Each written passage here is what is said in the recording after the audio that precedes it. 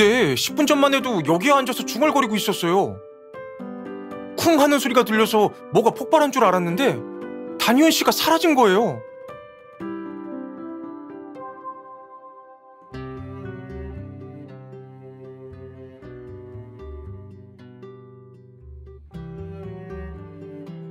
실종되기 전 단유현 씨는 세계의 법칙을 알아냈다며 엄청 흥분한 상태였어요. 사실 단유현 씨가 좀 이상해 보이니까 다들 피해 다녔죠. 참가자 실종은 큰 사건이에요. 관련 부서에 연락해서 섬을 샅샅이 뒤지세요. 이벤트가 끝나고 전원 철수할 때까지 못 찾으면 A국 경찰에 신고하세요. 참 흥미로운 사람이에요, 단휘훈 씨. 돌아온다면 얘기 한번 나눠보고 싶네요. 이런 쓸데없는 얘기 말고 본론으로 들어갈까요? 이 양피지에 적힌 수수께끼, 강혁씨 임무와 관련이 있죠. 그때 되찾아오지 못한 작물은 어떻게 됐나요? 작물의 행방이 이 수수께끼에 담겨 있어요. 백 변호사님도 이걸 갖고 있다고 했죠?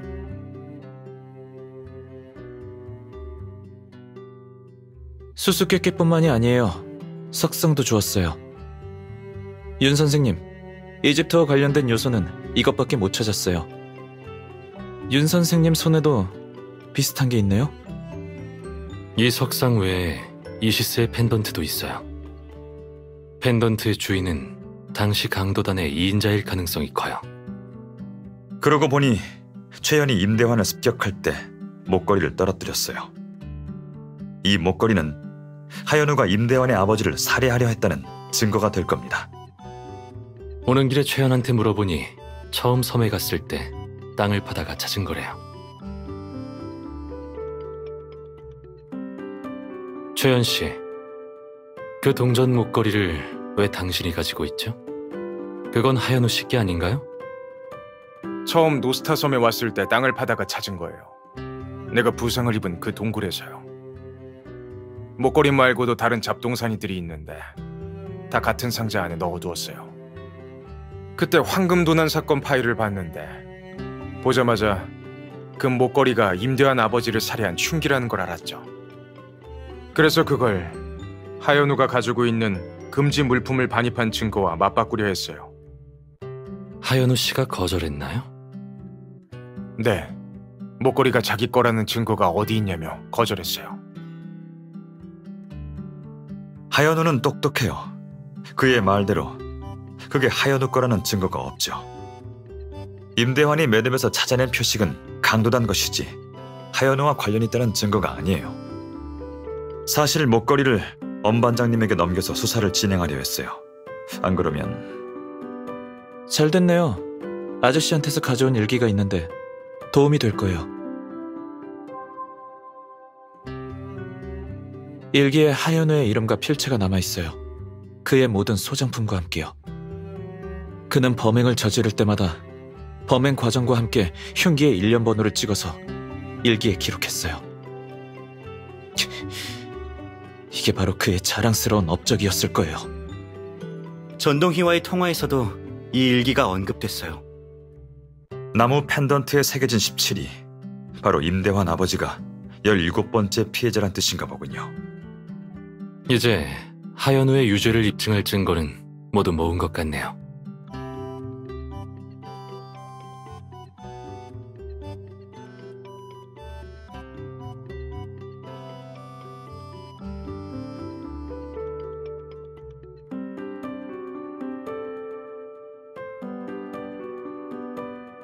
고대 이집트 여신인 이시스의 왕관은 왕좌 모양이에요.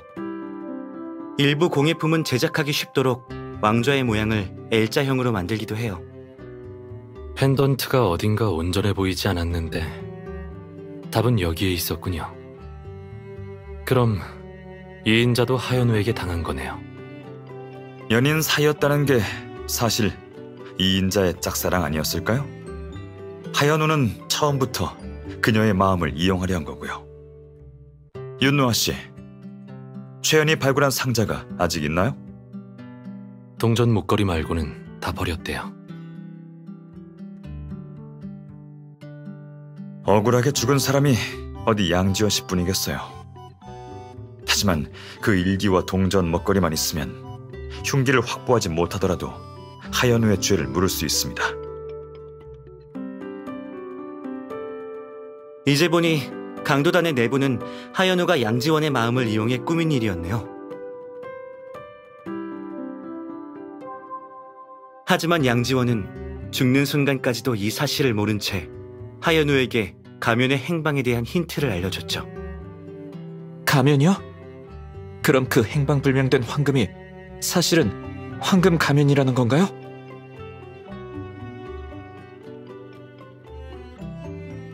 사건의 전말은 이렇습니다.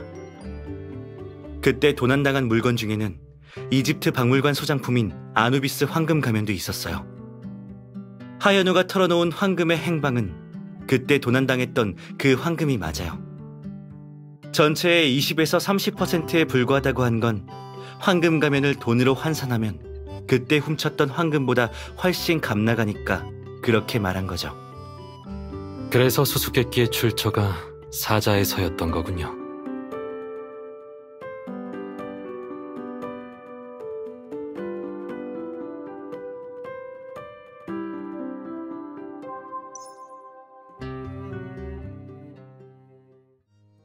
윤노아 씨, 최연이 처음 섬에 온 게 언제였죠?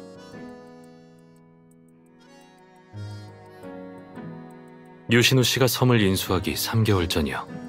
왜요? 임대화는 복수가 목적이니 일단 제외하죠. 하지만 전동희와 최연은 하연우와의 관계가 복잡해요. 최현의 타임라인을 통해 관계를 파악하려는 건가요? 네, 최연은 3개월 전에 섬에 왔어요. 그를 섬으로 유인한 건 다름 아닌 하연우가 알려준 양피지 수수께끼죠. 이미 10년이나 옥살이를 한 상황에서 갑자기 가명? 그동안 뭐 하고 있다가? 하연우 말에 따르면 그는 화인이 섬을 인수했다는 뉴스를 접하고 가면이 개발업체의 손에 들어갈까봐 두려웠대요.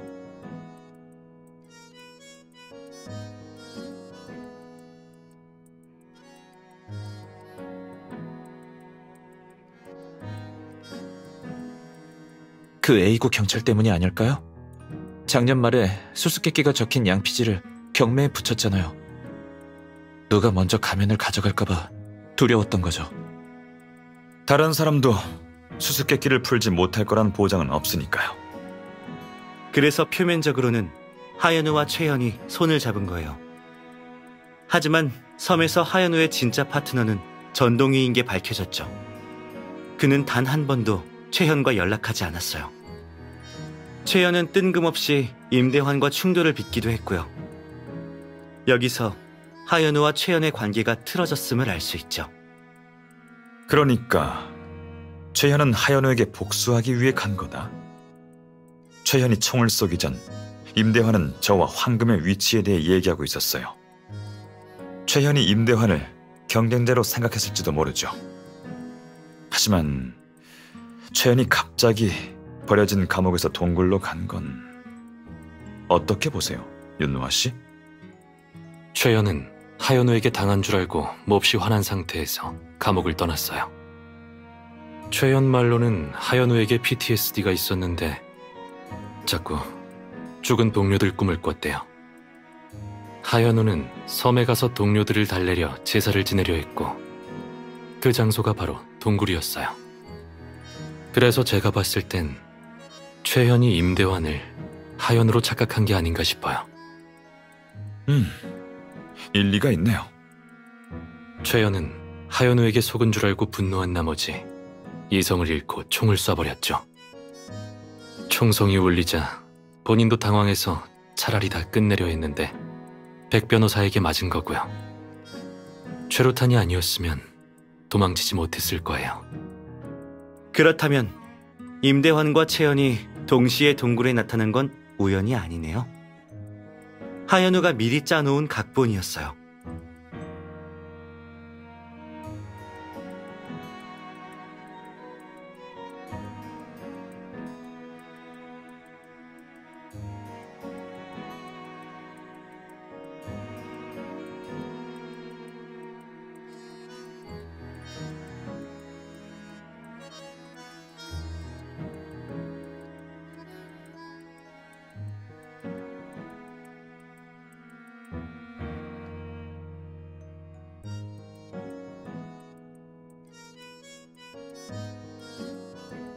하현우를 얕보지 마.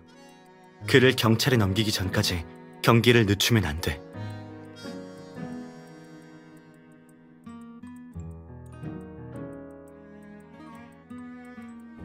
아저씨 말로는 경매가 끝난 후에 알게 되었대요. A국 경찰과 고고학자가 노스타섬에 불로장생의 꿈을 이뤄주는 보물이 있다고 아저씨를 속였거든요. 그래서 아저씨는 아누비스 황금 가면의 존재를 확인하려고 하현우를 찾아갔어요. 돈과 권력이 있는 전동희는 제 발로 찾아온 먹잇감이었겠군요. 게다가 요구도 간단하고 말도 잘 통하니 바로 하현우의 협력 1순위가 된 거죠. 전동희가 있는데 최현을 곁에 둬서 뭐 하겠어요. 그래서 하현우가 최현을 없애려 한 겁니다. 아저씨가 먼저 섬을 인수했다면 내게 도움을 청하지 않았을 텐데 참 운명의 장난 같군요.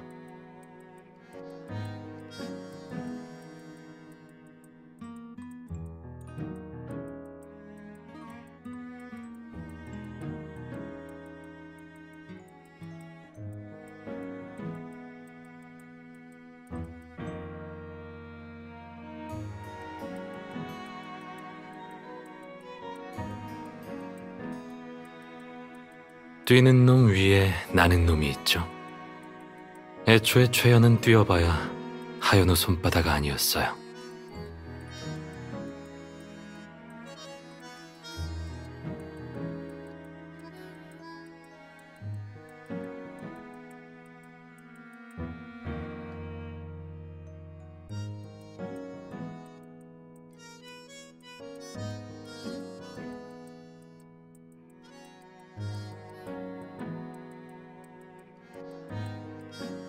그럼 이제 내장의 양피지를 한데 모아 아누비스 황금 가면의 진짜 행방을 찾아보죠. 유본부장님, 베이스 캠프에 사고가 났습니다. 가보셔야 할 것 같아요.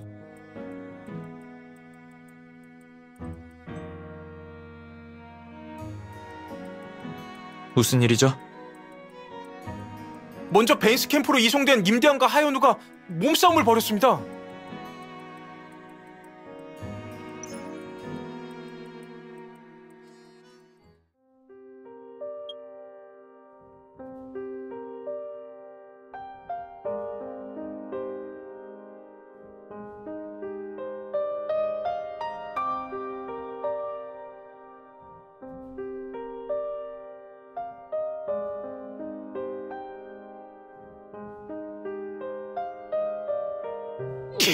이거 놔! 저 자식 죽여서 아버지의 원한을 풀어야 한다고! 대체 어떻게 된 일이에요? 따로 감시하라고 했잖아요. 보안 요원은요? 왜 용의자가 밖에 나와 있는 거죠? 본부장님, 하현우가 잡혀있다는 소식을 듣고 임대한 씨가 찾아온 겁니다. 임대한 씨는 부상을 입어서 보안 요원들도 거칠게 다룰 수 없었어요. 의사는요? 당장 임대환 씨를 데려가서 상처를 다시 봉합하세요. 임대환 씨, 하현우를 죽이고 싶은 마음은 이해하지만 약속대로 이 일은 제게 맡겨주세요. 이제 과격한 행동은 삼가주십시오. 이런 사람 때문에 다치는 건 너무 무의미하잖아요.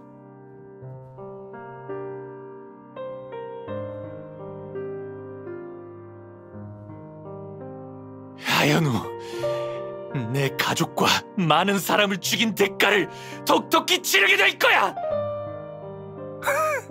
임대환, 봤지? 난 지금 안전해. 날 죽이고 싶겠지만 그럼 바로 제지당할걸? 어디 할 수 있으면 해봐. 수수께끼의 답.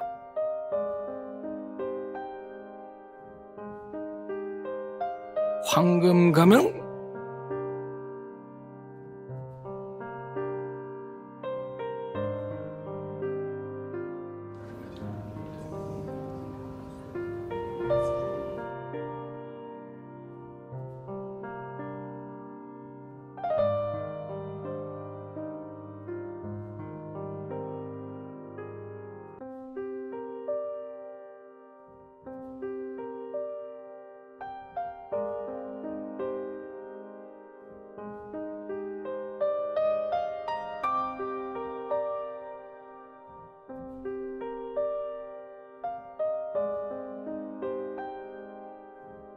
그러니까요.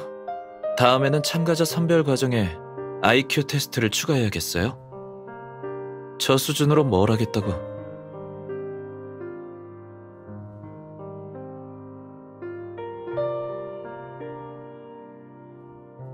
임대환 씨, 하현우에게 꼭 복수할 수 있을 거예요.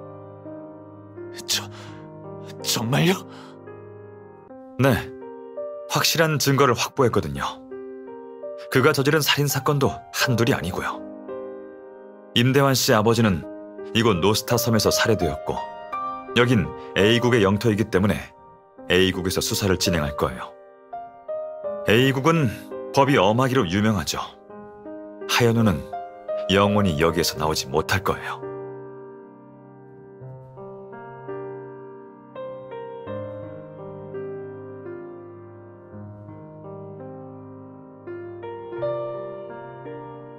걱정 마세요. 미림시로 돌아가면 임대환 씨가 트라우마를 극복할 수 있도록 심리치료를 병행할게요. 그에게는 여동생이 있어요. 그도 언젠가는 가족이 생길 거고요. 임대환 씨의 마음의 상처는 사랑으로 치료될 거예요.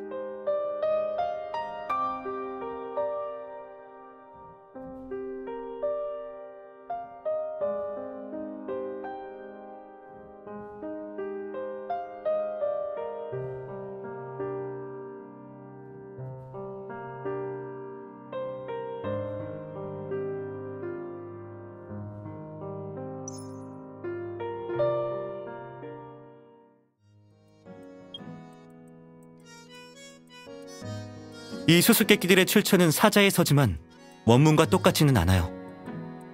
바뀐 부분들이 수수께끼를 푸는 열쇠 같아요. 예를 들어 사파이어의 세계에 네가 강림한 밭에서 푸른 빛을 발하리. 이 구절의 원문은 터키옥의 색이 내가 강림한 들판에서 빛을 발하리예요. 사파이어도 아니고 푸른 빛도 아니죠. 이걸 다 외우셨네요? 수수께끼를 보자마자 사자의 설을 찾아봤어요. 전 워낙 기억력도 좋고 머리도 좋거든요. 사파이어의 색은 양지원이 말한 야광충일 거예요. 밤의 해변에서 푸른색으로 빛나죠. 하현우가 체포된 동굴은 바다와 연결돼 있어 야광충이 있긴 하지만 거긴 아닌 게 확인됐고요. 노스타섬 주변에도 야광충이 있는데 야광 해안을 형성할 수 있는 곳은 단 한 곳. 가장 북쪽의 동굴 해안이죠. 하현우는 양지원이 혼자 잠수할 수 없을 거라 생각해서 해저 유적을 배제했을 거예요. 그래서 섬의 수역에 집중했던 거고요. 어떻게? 섬은 제 소유예요. 내 재산의 지리적 특징은 알고 있어야 하지 않겠어요? 수문도 그중 하나죠. 나도 기억력이 꽤 좋거든요. 마지막 구절은 해결됐고, 그럼 앞에 두 구절은요? 빼앗긴 아누비스 황금 가면은 이집트의 유물이지만 이 섬에는 순수한 이집트 문화 유적이 없어요. 다 섬 고유의 것들이죠. 그래서 양지원의 시는 어떤 특정 문화의 기호가 아닌 그녀가 본 경치들을 묘사하는 것 같아요. 너는 편히 산 정상에 잠들고 네 몸은 빛을 내뿜으며 네 머리끝은 푸른 하늘이다. 그가 본 경치를 말하는 거예요. 야광 해변처럼요.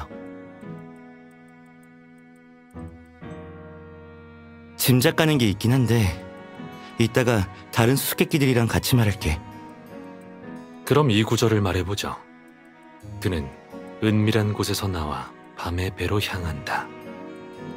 원문은 아침의 배예요. 이것도 야광충을 가리키는 거예요. 낮에는 형광빛을 볼 수 없거든요. 야광충은 자극받으면 형광빛이 더욱 강해져요. 노를 저을 때 나타나죠. 이시스는 나일강의 갈대 속에 있다는 원문과 거의 같은데 매작물이 아누비스 가면이라는 걸 말하는 것 같아요. 이집트 신화에서 이시스의 유명한 공이 바로 오시리스의 부활을 도운 거거든요. 전설 속 아누비스 황금 가면의 역할에도 딱 들어맞고요. 분석하신 걸 보니 암기력이 뛰어나신데요? 백 변호사가 박사학위 하나 딸 동안 전 2개나 땄으니까요. 다들 좀 적당히 하시죠.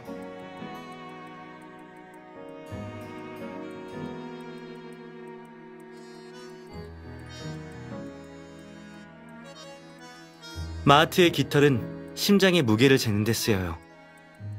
이걸로 보물이 묻힌 곳에 장치를 여는 것 같네요.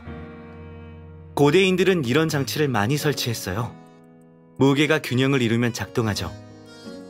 보통 무게가 조건에 딱 맞으면 열려요. 양지원이 본 게 어떤 장치인지는 모르겠지만 이 두 조각을 합친 무게가 딱 맞아 떨어졌을 거예요.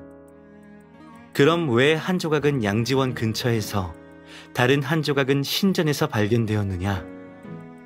이건 아까 말한 경치 얘기를 다시 꺼내야 해요.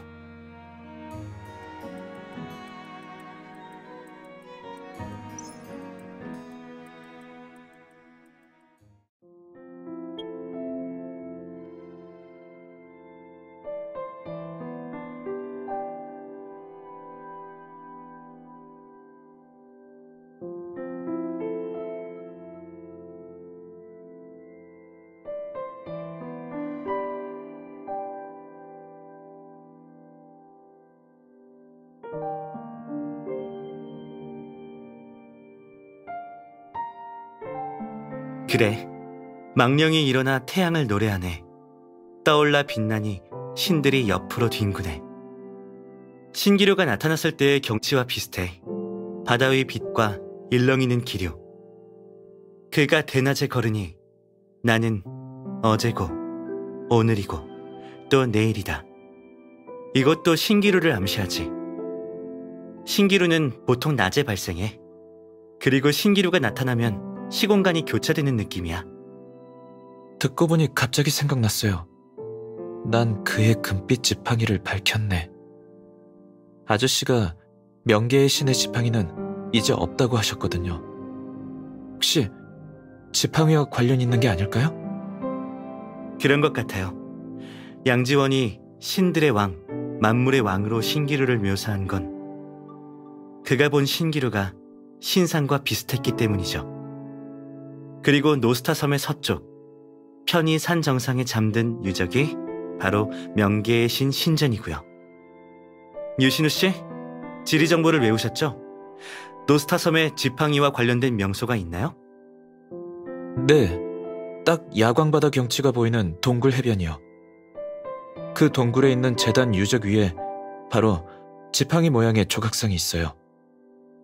고고학팀의 자료에 따르면 선인들은 그곳을 명계의 신 지팡이라고 불렀어요. 동굴 해변에 한번 가봐야겠군요. 밤에는 바닷바람이 쳐서 오래 쐬면 좋지 않아요. 당신이 여기서 기다리고 있으니까 잠도 안 오고 해서 한번 와봤어요. 요즘 백 변호사가 계속 일을 시켜서 제대로 쉬지도 못하셨죠.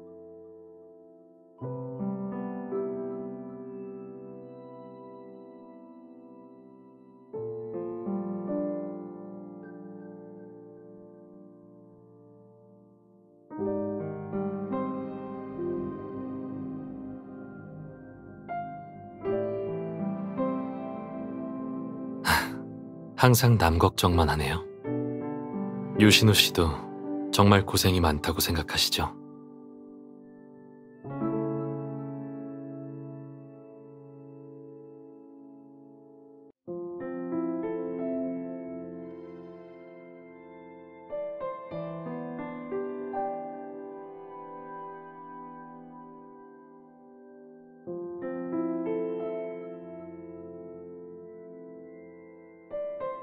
맞아요. 그리고 강혁 씨도 해저 유적을 찾으려고 사흘 동안 계속 잠수했고요. 다 바쁜데 저만 한가하네요.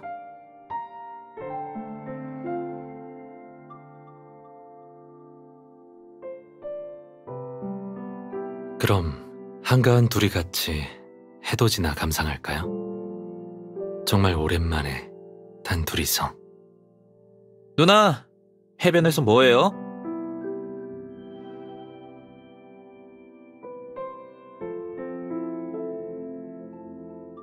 해돋이를 보려고요?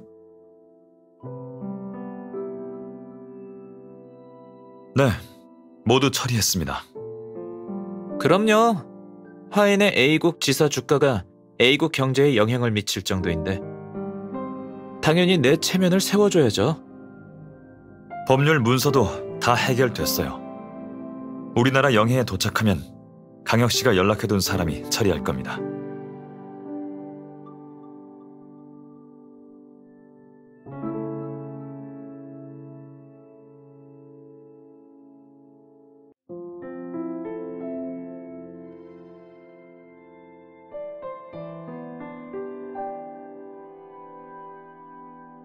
저기 봐요.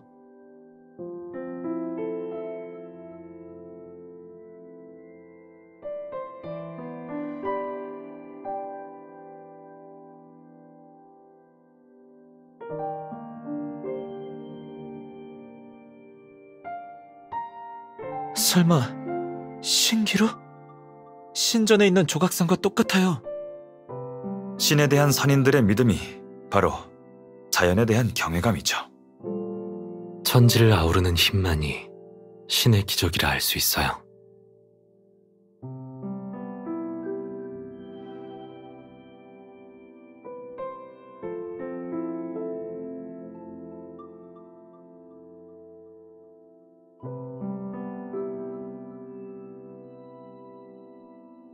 찾았어요.